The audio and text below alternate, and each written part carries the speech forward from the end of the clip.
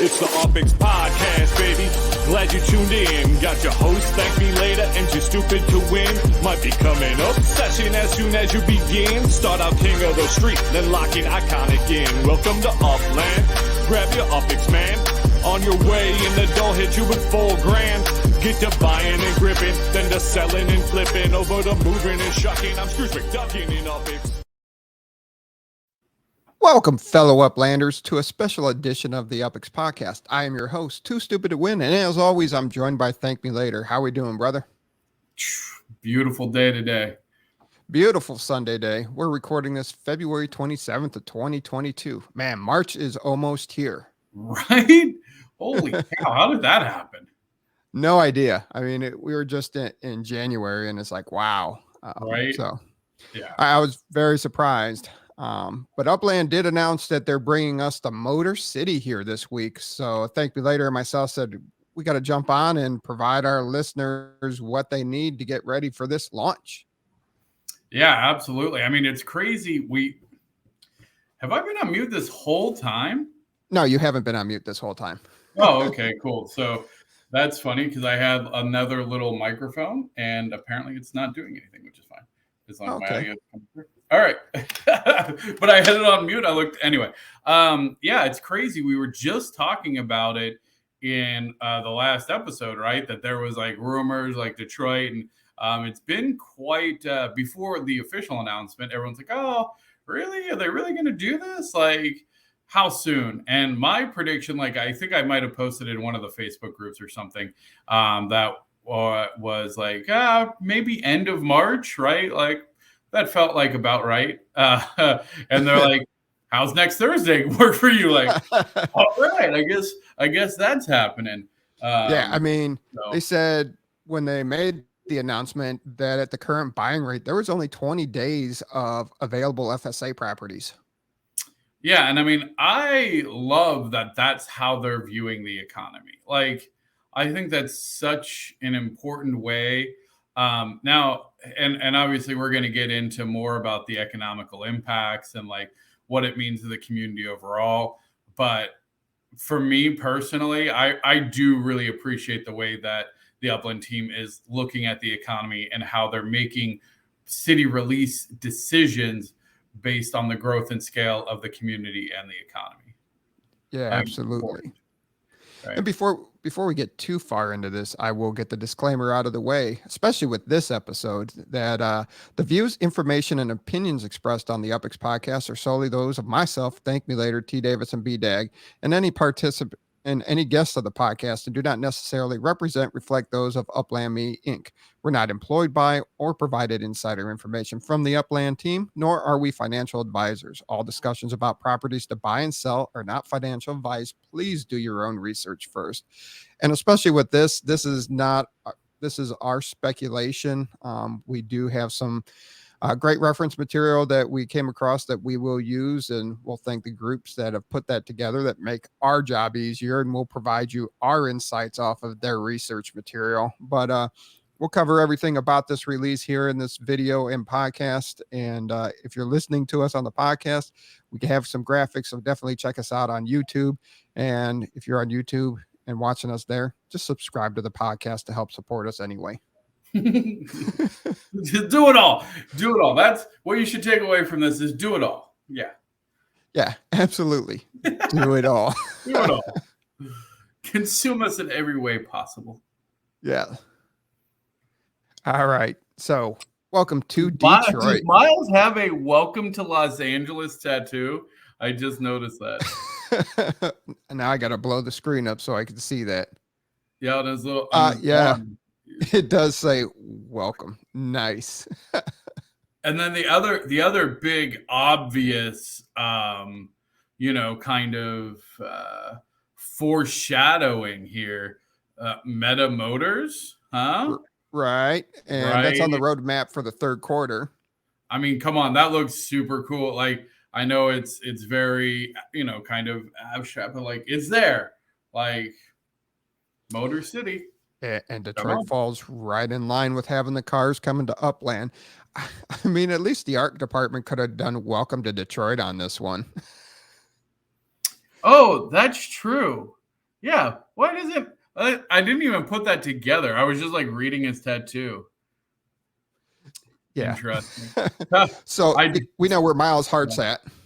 Yeah. Wow, Miles. Like he moved to Detroit. Well, I guess that's the story of the Uplanders, right? Like they got tattooed, like "Welcome to LA," like yeah, LA, and then it's like a week later, like I guess we're going to work in Detroit now. Like, yeah, that's funny. Yeah, and my son, who's 6, he loves that "Welcome to Detroit" by Eminem and Trick Trick, and Oh, and then you always catch him listen to the explicit version, and my wife's like, "What is going on?" Daddy lets me listen to it. I'm like, like, under the bus. Like, come on, man. yeah. I'm like, dude, come on. I mean, you understand the bad words, you understand not to say in certain situations, but come on, man. Trying to help him out. He's like, that's the gangster in me, Dad. What you want me to do? Yeah. Now, to get to Detroit, Yeah. you have a couple of ways, but it's all by train. There's no airport in Detroit, so it's only a train terminal. Well, like for the record, there is actually an airport in Detroit. Yes. Because like the Detroit airport is actually super legit. Like, Oh yeah. I'm not a big fan of Detroit as a city, but the airport when I traveled through there, I was very impressed. So I'll just throw that out there. It's okay that it's not being launched in Upland. I'm just saying. Right. Yeah. So you got to fly in. The only places you can fly into is Chicago, Manhattan, Nashville got an airport. I don't travel to Nashville that much. I can't remember. You keep going. I'm actually in the game on one of my screens. Okay. So Cleveland, you go by train. Nashville does have an airport, by the way. Okay. So the only one that doesn't have an airport here is Cleveland. So get to Chicago, Manhattan, Nashville, or Cleveland, and then you jump on the train. Shortest trip is from Cleveland, but you got the Hyperloop from Chicago to Cleveland. But by the time you do that, actually, Hyperloop to Chicago to Cleveland takes about 6 minutes. So it's still quicker than taking the train from Chicago. Interesting. So if that's a fun little fact. It's technically quicker to Hyperloop to Cleveland and then train from Cleveland to Detroit than to take the train from Chicago. Right. Interesting. Yeah. I think like that's going to be one of the really fun things. And we were discussing about like, how do we create like I'm here, I need to get here, like routing logic. And as you know, the modes of transportation and the number of like travel nodes increases, like that's going to be a very interesting algorithm. Absolutely. And with the trains, the terminal sale, there's where I was going. I lost my mouse. Yeah. Terminal sale. This is so cool looking. This building to me is actually like super cool looking. Yeah. So this is one of the original train terminals in Detroit. Now, yeah. The Ford Motor Company actually bought this building. So it does look run down. It wasn't used for a bunch of years. I'm not sure if this is the exact building that they're going to use and the exact location that they're going to use for the Detroit terminals, but this is a historic building bought by Ford for a lot of. I kind of hope that they do like a landmark and then like the terminals. That could be kind of cool. Yeah. Add some additional value. Absolutely. So register for the sale Monday, February 28th, 8 a.m. Pacific time, 11 a.m. Central, 11 a.m. Eastern, 10 Central. You see, I get ahead of myself from sometimes. And that registration stays open all day. And then the terminal sale actually goes on sale Tuesday, March 1st, 9 a.m. Pacific time, which is noon Eastern and 11 Central. And these are great, except for I've never been lucky to be close enough in line. I always have to wait like 85 days till I can buy. Yeah, I mean, these are the type of events that it's like you should just register for. Because even if you don't have the financing like on hand, first, the people will help you out. And honestly, like it's not financial advice, do whatever. But these I don't know of a single terminal that's ever sold for like near mint even. Like they always sell significantly over mint. They're highly valued properties. So it's again not financial advice, but it's such an easy flip if you get a hold it's of one such of an easy these. flip. Yeah, And really. people are always looking to get their hands on one of these terminals. Still, the whole longevity of what the terminals will really be and how it's going to be that much of a benefit that we were promised way back in San Francisco when that airport be released. careful though, because train terminals are very different than airplane terminals. True. Because train terminals were stated up front, they are a public utility, and like that's it. Like you travel to them, but like that's it. Now, airport terminals have had a bunch of other promises, and again, they obviously can change whatever they want, but like historically, like they've been like trains are public, and like the planes are private, and so the idea being that airports would have a little bit more say on some things, but that hasn't come out yet either. But yeah, well, thank you for that correction. But yeah, well, I just don't want people to get the wrong idea either. And like honestly, like airplane terminals are still, in my opinion, vastly more valuable than a train terminal. It's kind of like, train terminals in Monopoly, right? They're cool and they're great. You're not going to win the game with them though. No. And that's the other thing. They are making sure that there's extra travel space on all means of transportation leading up to it. If you were in our last city release, top 5 things to do, make sure you get there ahead of time. Make sure you load up on sends on whatever city you're in, max out your sends, and then jump on the train terminal or the airport or however you're getting to Detroit. So make sure you're there ahead of time. You don't want to be missing out because everybody rushed there. Yeah, you should probably just do like a super clip at one point of like, here's all the new city things, because I have a feeling as this year goes on and as the player base grows, we're gonna see new cities come out faster and faster. So, absolutely. So some of the big details here for the Detroit release: Thursday, March 3rd at 8 a.m. Pacific time. It's 70% Fair Start Act. So this is the first major Fair Start Act city since Bakersfield, which is huge. Yeah, I mean, I think it's interesting because Detroit is quite an iconic city, especially in relationship to motors, like cars and transportations in the U.S. There's obviously things like 8 Mile Road. And I mean, there's a lot of rich history in the city of Detroit. And I don't know, like it's cool that they're launching it now. I like that it's a lot of Fair Start Act. I think we need more of the FSA stuff for new players. So I like that. And we're looking at about 19 collections. Did they announce 19 collections? Seems like a lot. Yeah, about 19 collections. It's in vanilla mode. So a lot of speculation. Once again, I like the vanilla mode aspect to it. Yeah. I like the vanilla mode for like a 2-week vanilla mode. And I think that's kind of what I don't know if that's kind of the cadence that they've settled on, but like there was a big difference of like, yeah. Now, usually we record this Thursday nights when everybody's in bed, and that is definitely the 19-month-old saying, "Daddy, I'm here." He was taking a nap. That's why I picked this time to record this episode. But yeah, the beauty of live recording. The beauty of live recording. Yeah. So it's interesting. And if you need to like take care of something, like we can pause. I can like dance for the team or something. No worries. Yeah. 19 collections. I can't remember now. You've also run me off thoughts, but it's a tier. So it's a tier 3. I like the FSA. Oh, the vanilla. That's what we're talking about. So the release, like they've tried a bunch of different things. Like, do you remember in Manhattan? Like it was like, we're not going to tell you the collections until the collection's sold out, and then we're going to launch it. And then they're like, okay, well, some of these collections might not sell out for a while, so we're just going to launch them anyway, kind of thing. which felt kind of weird.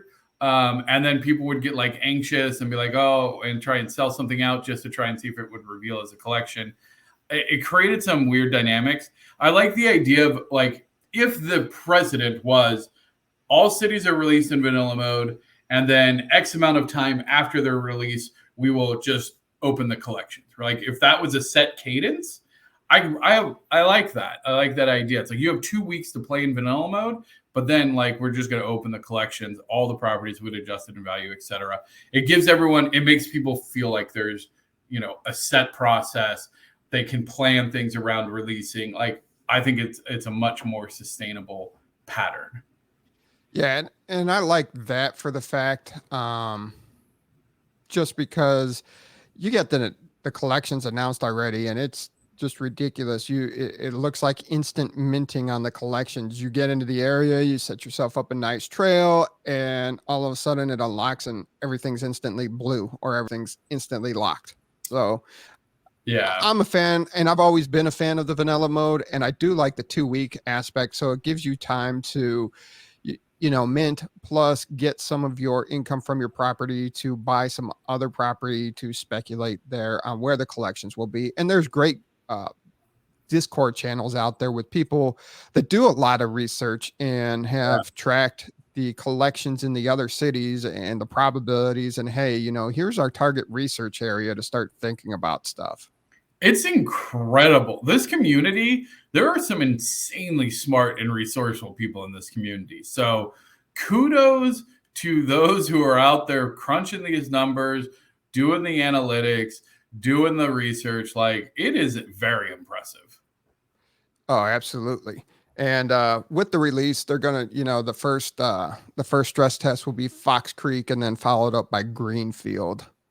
So they'll have the stress test going on.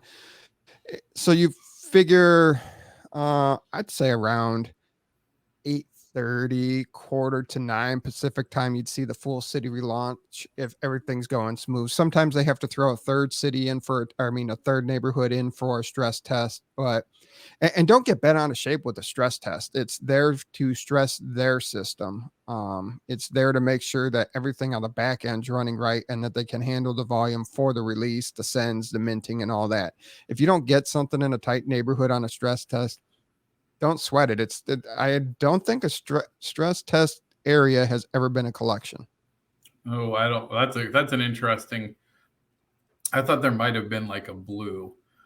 Okay. Maybe like a standard collection, maybe, but like it's never been like they released it and it was like a rare collection after.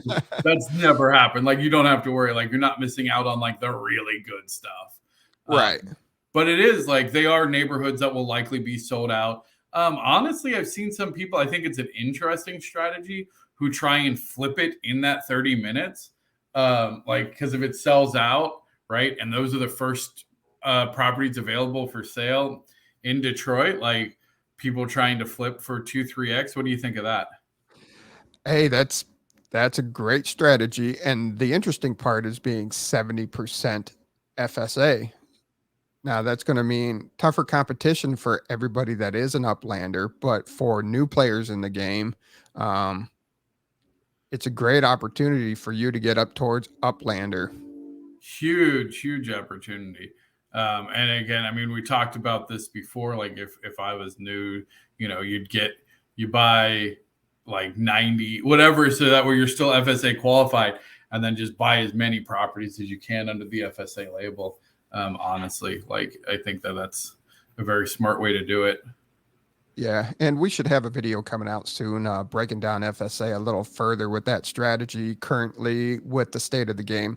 And it always changes as the game evolves, as the cities are released, and as different things are put in place or removed. It really impacts, especially now that you can only sell so many properties a week under the FSA. But it's still a great opportunity to build up your inventory of properties at a cheap rate. Yeah, I think a lot of people had like a kind of a knee-jerk reaction when the FSA went from like essentially free-for-all to limited two sales per week. Like people were really upset. Like this is, blah, blah, blah. But I think now that we've seen it in play for a little while, I think the FSA community and the purpose of FSA is a lot healthier. I feel like the relationships between veteran players and new players is a lot less stressful, where you're just like trying to like hoard FSA properties, which isn't the idea. And then you're able to actually do better deals that have a more organic growth. So I'm happy with like kind of like putting that restrictor plate of like, yep, you can buy as many FSAs that you can afford, but then only sell 2 at a time per week, which is cool. Yeah, absolutely. Now, this right here, what we're looking at is overall square miles of each city that's been released. And this is such a cool graph. Who provided? Where did you acquire this? This is cool. This one I made. Oh man. Yeah, I've been keeping track of the square miles of each city release, so I just had to add Detroit to it. Detroit is 142.9 square miles, so it puts it at number 7 overall in overall city size. I just think it's fascinating. First of all, I did not realize how big Nashville was. Like, but then, I mean, if you look like the size of San Francisco, I felt like San Francisco compared to Manhattan was big. Like, I was like, dang, San Francisco is much bigger than Manhattan. But then if you look at LA, holy moly, so much bigger than. Yeah, I was surprised at how big LA was. And when we did the, I didn't think to look that up before we did the special edition, the release of LA. And I was like, oh yeah, 24 hours. No way. If I would have seen it was 503 square miles at the time, it would, no way. Right? Like, you're like, how? There's no way that's going to sell it. And so now Detroit, like, again, I don't know that square miles converts directly to number of properties, though, to be fair. Right? No, but like that would be, you got some huge manufacturing, so you would expect to see some large parcels of land, but it's also it's got a lot of urban communities where houses are really close to each other. So you could expect a couple 100,000 properties, I would expect. So more properties than San Francisco? Yes. Cool. No, I think that this is great to kind of show. And also, I think it also highlights, at least to me, why we saw such large value generation in Manhattan so quickly is because it was actually like for the only East Coast city at the time. And obviously it being Manhattan, very small. So it, you start to add up the other New York places. And I think, we'll talk about the Upland analytics here in a second as well, I think. So, yes, which I think is important. Yeah. Well, so overall there's 7 council wards or 7 districts in Detroit. This was just a big picture of Detroit itself. And what I wanted to point out here is there's a space right there in the middle of the city. That's actually 2 cities, and that's Highland Park and Hamtramck, or what, I can't pronounce it, whatever. Hamtramck. I felt like you trying to pronounce names. But yeah, it's not so easy, is it? No, it's not. And I've never heard of that area of Detroit. Interesting. But yes, so once again, you have a large city around two other cities that aren't part. I'll be interested to see if Upland includes them or they exclude them like they did Beverly Hills and Los Angeles. So they haven't explicitly said whether or not, because I don't think the grid is up yet, right? No, the grid isn't up, and they really haven't commented on these two cities. Gotcha. Okay. So, and then this right here is, oops. So this is provided by the Analytic Assassins. Love the name, by the way. Analytic Assassins. Discord server. They have they do a lot of neighborhood research. They do a lot of crunching of numbers and probabilities of stuff. And I asked for permission to use this for the podcast, and they gave that to us. And it says that this is not intended to be predictions, but only focus area for the Assassins research. So this is what they kind of put together and they highlight, they have a primary and a secondary focus area that they look at, and then they make their predictions on what they would think on a rarity, if it would be rare, exclusive, limited, standard, so on and so forth, based off of medium home value and property counts. Some of the streets that they're talking about potential collections out there: 8 Mile Road, Woodward Avenue. Woodward Avenue is what divides Detroit from east to west. So that's how they determine what's east side or west side of the city is Woodward Avenue. Gotcha. That sounds familiar. Why does Woodward sound familiar? I'm not sure. Is there a neighborhood or something else with Woodward? I don't know. Anyway. There's a lot of Woodwards, so I don't know.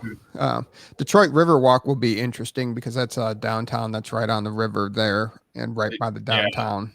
That'll be cool. Yeah. Michigan Avenue, Cadillac Square.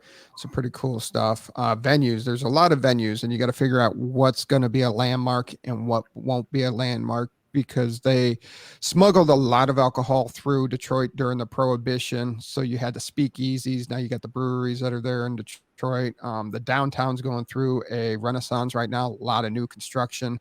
A lot of millennials actually moving to the city of Detroit in real life. Motown was founded there.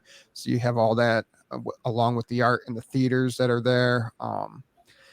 And then just all the automotive production and the history behind that. So trying to figure out what's a landmark and what's going to be in the ultra rares will be fun to figure out. Yeah, no, it's definitely going to be interesting. I would love to get a couple of cheap, large parcels for sure. I'll be looking for that. I need to start saving. Damn, they're killing me. I need to make some. And it's hard because by the time, when they announce it, right? And you're like, okay, I guess I need to go make some sales, but you're going to be selling into a soft economy, my friend. Yeah. And that man, what a great segue you have there, my friend. Did I segue? You segued it. So Ponzi scheme, rug pull, fake news, pump and dump, pyramid scheme, gaslighting, and not only cash grab. All these terms have been used way too much to describe anything that you disagree with lately. And all the Facebook groups and Discord groups and everything's like, this is just a cash grab. Upland's doing a cash grab. They're releasing a city too soon. I don't have enough UPX. I don't have money to put into it. So Los Angeles did a great thing. And that took a lot of, it rebalanced the economy. Secondary market was getting. Great way to say that, by the way. Rebalance the economy, especially for the West Coast, for sure. West Coast and East Coast. A little bit. Well, I mean, they talked about the fact that, LA relieved a lot of the West Coast pressure on the secondary market. I think that they still need another major launch on the East Coast to relieve, because the Manhattan, I don't know, I feel like there definitely needs to be another significant launch on the East Coast to balance things out, in my opinion. But yeah, because this is more towards the central part of the United States, and that market really hasn't been that hot. Cleveland, Chicago, Nashville, Kansas City, New Orleans. Yeah, well, I see Detroit being a relief for new players, right? It gives them a known city, right? Like Detroit is a city people know of for sure. It's not a no name. It's not like Bakersfield or Fresno. To be fair, no offense to Fresno, no offense to Bakersfield, but I never heard of them before Upland. Maybe Fresno, but honestly not. Detroit, everybody's heard of Detroit. That's in name, to me, it's a higher tier city than what it is in Upland. But I'm okay, because I think Upland played it very strategic. So new players, remember when we onboarded just the last episode, we onboarded a new guy and they dropped him in Clovis. Can you imagine? You're like, dang, I see these ads. Miles is in LA. Miles is in New York. I'm in Clovis. What the heck? Right. So I like the idea of a new player being able to go to Detroit and be like, dang, it's Motor City. They're going to bring cars soon. You feel empowered when you're buying in a city that you just has that name recognition, I think. So Yeah. So, and nobody's telling you have to go buy in Detroit. You don't have to buy in every city. There's been city launches I sat out with like no interest. Now, some of them I regret for not at least picking a couple up to hit the standard and limited and maybe exclusive collections that now I'm paying, that I'm watching the floor of the cities and the collection to see how close I can justify buying into the collections. But you don't have to go buy. And you don't really have to. don't. Yeah. Unless, I mean, if you're new to build a nice treasure hunting city to build up and build that way, absolutely, Detroit's a great place to start. New to the game, Detroit's a great place to start. Season Pro, I mean, yeah, you're going to have your ultra rares and your rares and. But like, I feel like it's not the same caliber, right? Like, right. Like an ultra rare in Fresno, not the same as an ultra rare in Manhattan. Like they're correct. They're not the same. Right. But. And as we were talking about bringing relief on the economy here, this came straight from Upland, and they had the New York City daily average secondary markup multiplier. So, Manhattan at one point was $250 for the floor. And that was ridiculous. And now it's come back down. I didn't check today before we recorded this, but when we did Thursday's podcast, it was at 139,000 UPX. So, yeah, no, I think that this is absolutely. I love that Upland has this, and I really believe that they've been looking at these kind of trends for longer than they've been wanting to like publish to us. I think that they wanted to just like track how things were going before they made it too public. Because again, I don't think that they want to shake the economy too hard.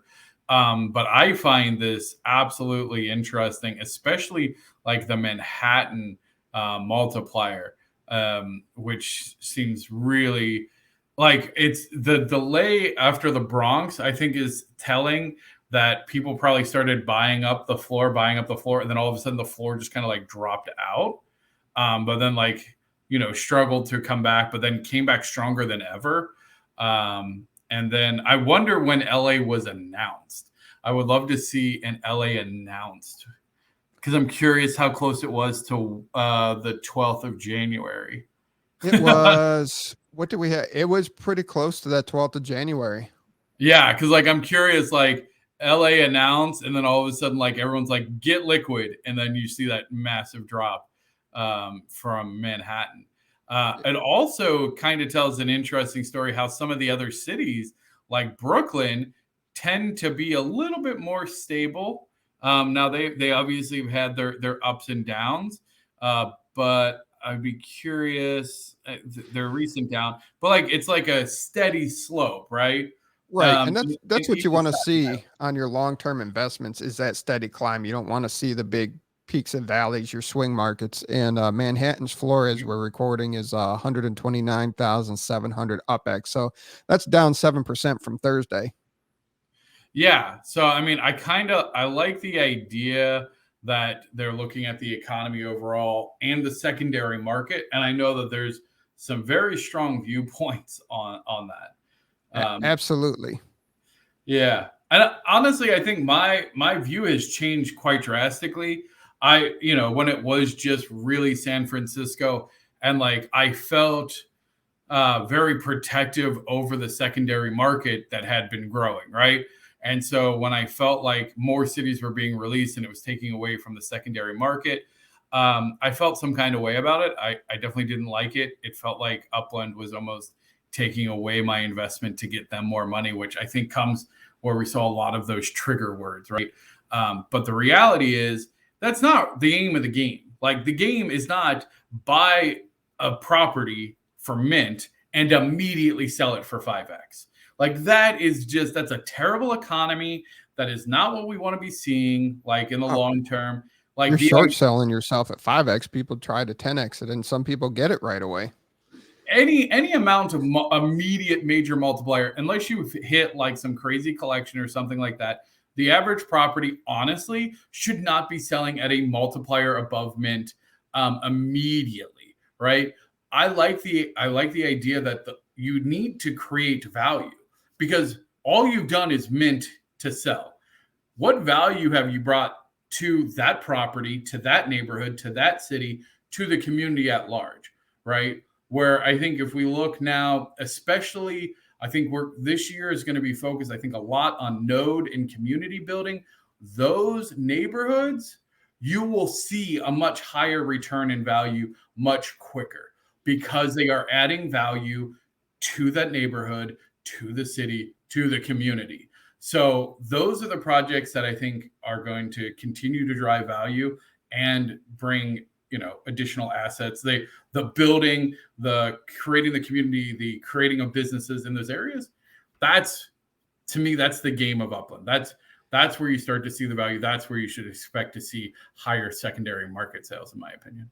Now that's an interesting thing right there. Is usually going into the last few city launches, you could talk about nodes and develop, hey, we're going to go after this, but a 70% FSA, that's going to be harder to establish a node right away in Detroit.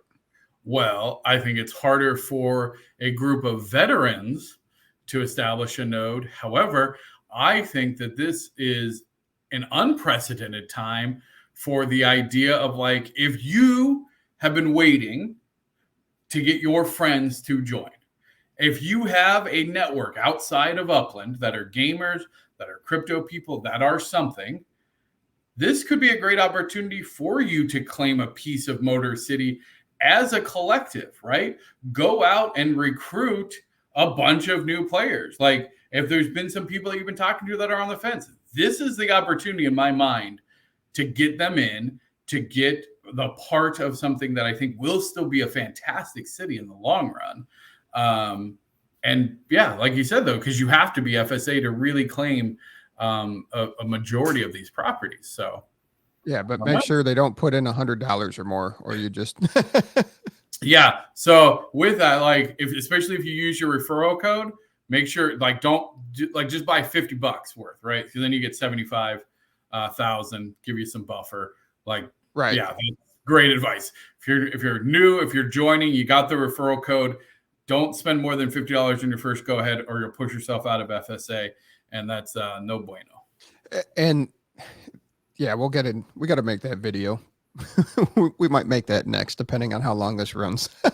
Fair. But talking about FSA and FSA strategy, and we did talk about the West Coast market, and as you can see, it's nowhere close. The highest anything peaked was about 16x mint, or 18. It did hit 18 one time, 16 twice there in San Francisco. But we're talking Manhattan breached 25x a mint. Yeah, no, Manhattan.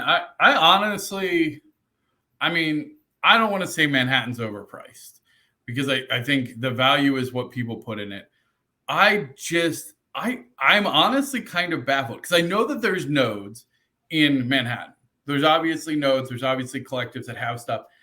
But can you think of any off the top of your head that are like super, like Little Italy comes to mind? So Sugar Hill gang, shout out. But like, for the most part, like, when I think of these like nodes and communities, they're outside of Manhattan. And you know why, though? Because it's too damn expensive to have a node in Manhattan. Like, you can't have your friends come. You don't want to sell, at a friendly price, and the friendly prices still feel like gouging because it's 20x. Like, so it's interesting. I really think like the Manhattan market is very much still like individual players and their kind of things, as opposed to some of these larger communities. So it'll be interesting when other features start to roll out that depend on community, to see how Manhattan fares compared to some of the cities that are being a little bit more established in groups. And as you can see here, Chicago, Cleveland, Kansas City, Nashville, and New Orleans. I mean, Cleveland hit almost 7x mint price, and they've had the hottest secondary market overall from original mint. But still, it's nowhere close to your East Coast or West Coast. Yeah, which I guess, I mean, that kind of tracks, right? I mean, we're still seeing, I mean, we were talking about before, and like Kansas City is still like 40, like over 40% still unminted? That was Nashville. Nashville Nashville was 60. What did I say? 67% minted. Okay, so like 33% unminted. Like there's still unminted properties in the central market, and there has been for a long time. I'm trying to look. Yeah, Chicago. Kansas City's 74% minted. Gotcha. Okay, so even Kansas City saw some. It's interesting to look at like a Chicago, which I'm curious if it was sold out. Like if at the beginning of this graph is like right when it sold out, and you can see like it started to have some dips, and it kind of hit a low in end of December. It looks like, and now it's like slowly rising again. So like that's a trend I would take a look at. Like if you're a Chicago investor, like there might be some opportunity to still get in pretty cheap in Chicago, which I think is interesting. Yeah, because that's a good city. There's a lot of good things in Chicago. It's a tier 1, which again, from a treasure hunting and value perspective, I think there's a lot to be had there. So absolutely. Now, and overall neighborhoods for Detroit, it's pretty interesting. I've been searching out on the web. I found some that listed 105, 106. If you go to Detroit's interactive map, you can see that if you count all those, you're just over 200 properties. You got a lot of little. As you get closer to downtown, you got, Virginia Park's really tight. You got Tech Town. Greek Town's going to be very interesting, as I said before. And the interesting thing with Detroit is they brought all their major sports back into the city. Everything used to be outside of the city, but now the NBA, the Major League Baseball, the NHL. Football? What about football? The Lions? And football and the Lions. So they brought all 4 major sports back into the Detroit downtown area. Yeah. What do you think of this Belle Isle? It's a state park. Nobody lives on it. Oh man, so there's probably not going to be any properties there. Yeah. But you got Rivertown. The Rivertown will be interesting. Downtown Detroit along the water. Yeah, downtown any major city, like that's pretty safe. The Marina District seems interesting. Yeah, the Marina districts in San Francisco are really sought after. It's interesting how compelled people are to still live on the water in a virtual game. Like there's still a sense of value that's instilled by being next to a water or a park or anything like that, which I think is kind of interesting. I think it says a lot about the human psyche, honestly, because there's no reason to live next to the water in a virtual world, but people love it. Now, this is historic Atticson. Attic? Yeah, that's a weird Atticson. Yeah. Yeah, either way, that's like a house on each side of the street. Just a strip. So I don't know if Upland's going to include that. And if they do, I'm going to try. Now that would be interesting. Upland includes it and it's all FSA and it becomes like a rare or an ultra rare. Yeah. I mean, we're definitely going to be seeing that, right? We're definitely going to be seeing large amounts of rare. There's just not going to be a large amount of ultra rare in general, but I can definitely see a large amount of rare and exclusives being FSA only. So is the name of that We Care community? Joy. Yeah, it's right next to Joy Community. Dang. I want that. Like I always I'm a big name person, so like that's kind of cool. Yeah, and this is coming right off of the Detroit.gov website. Happy Homes, Pride area. Oh, there's your Cadillac community. Man, for a place that's full of crime and poverty, they have some really fancy neighborhood names. Right? Yeah. Well, this is definitely going to be fun.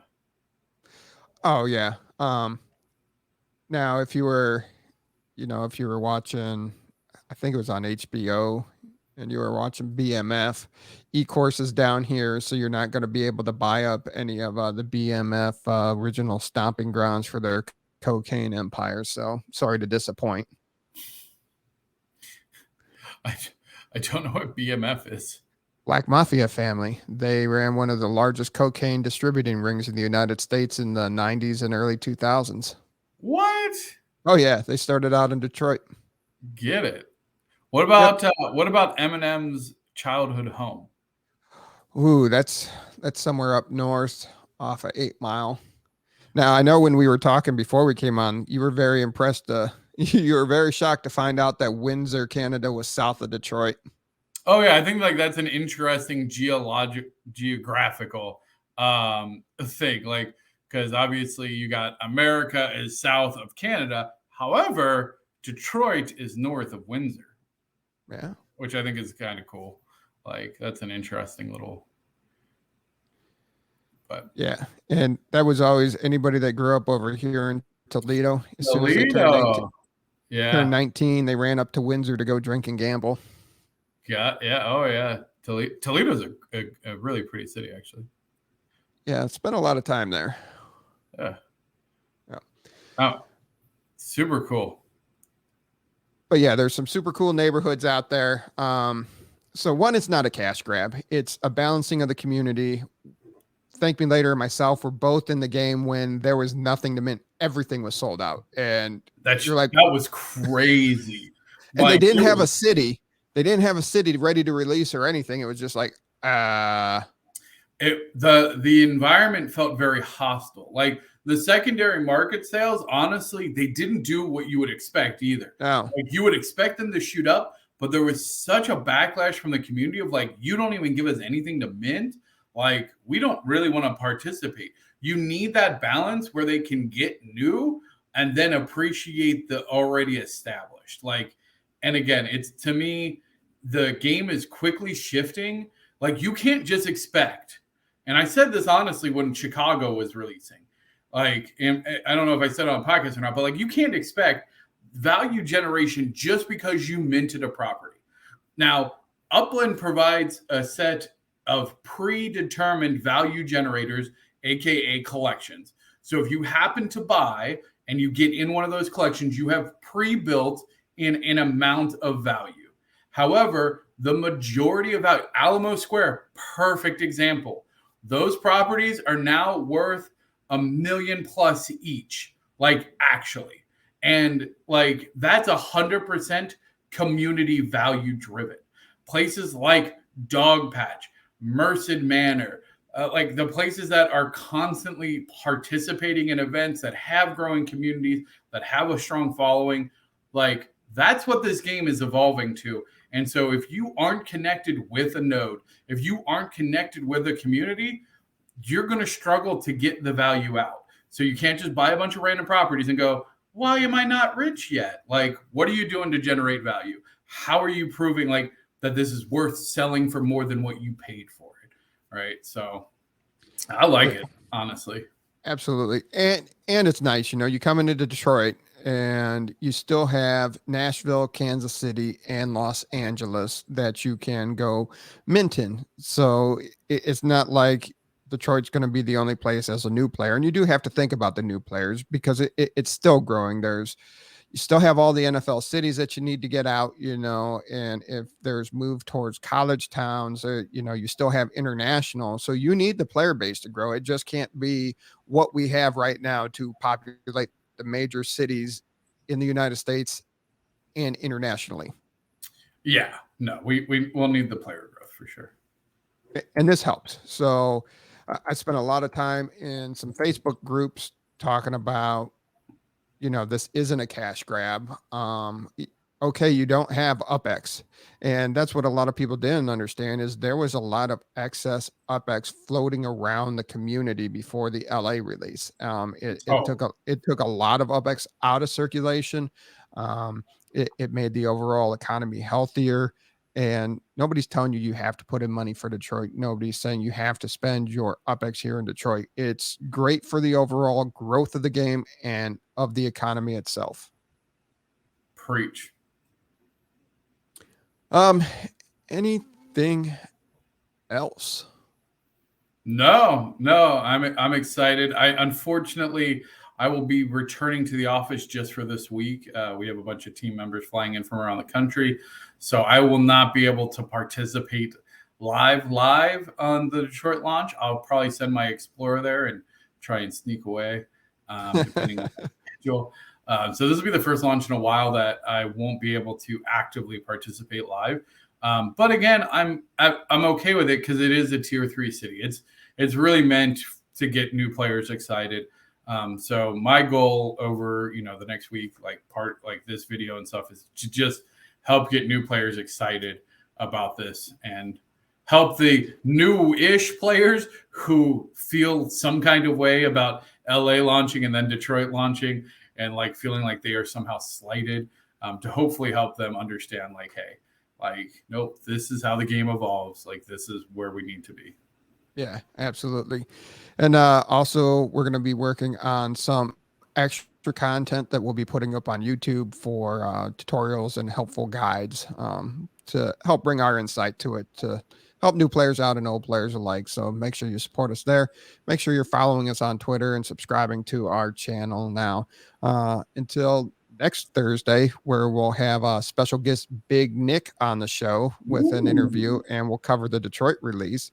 So excited to have Big Nick join us so we can introduce him to the community. I know he's been in chat and he's been battling for some landmarks, and he's a top 10 player, I think. Is he? So, I think so. He's up there. He's definitely a chief executive. I know that much. Overall rank, he's a top player. So excited to have Big Nick on Thursday. And you got anything before we get out of here? Nope. I will give a plug. The Upland Wiki is still going. We're having some struggles with wiki.registration. However, if you want to participate in the alpha or the beta, just ping me on Discord. It is going to be a community wiki with hopefully we can collaborate and get lots of node information and other FAQs and stuff like that for the community in one place. So very excited about that project. It is moving along and getting some momentum. So I'm happy about that. Awesome. I'd like it. Definitely go check that out. If you want to be an alpha tester, hit up ThankMeLater. Yep. Until Thursday, everybody be safe. Have fun.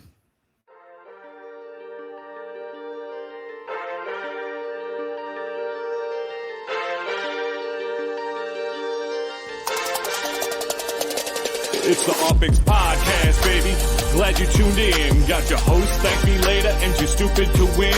Might be coming up session as soon as you begin. Start out king of the street, then lock in iconic in. Welcome to Upland. Grab your UPX, man.